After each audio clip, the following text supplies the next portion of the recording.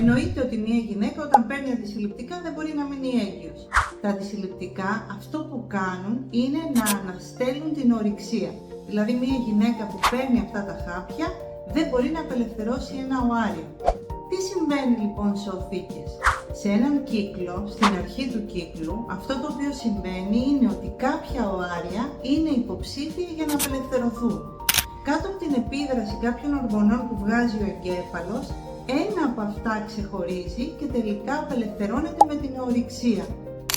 Ενώ αυτό το οάριο οριμάζει, βρίσκεται μέσα σε ένα οθυλάκιο και αυτό το οθυλάκιο όσο μεγαλώνει εκρίνει ορμόνες, ιστρογόνα στην αρχή και μετά την ορυξία προγεστερόνη.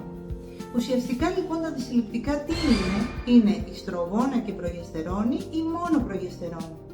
Ο εγκέφαλος όταν καταλάβει ότι αυτές οι ορμόνες που θα έπρεπε να βγάζει το οθυλάκιο τις παίρνει μια γυναίκα από το στόμα, τότε σταματάει να δίνει την εντολή για την ορυξία, επομένως δεν απελευθερώνεται αυτό το οάριο. Έτσι λοιπόν τα αντισυλληπτικά αποτρέπουν το ενδεχόμενο μιας κύησης. Ευχαριστώ πολύ.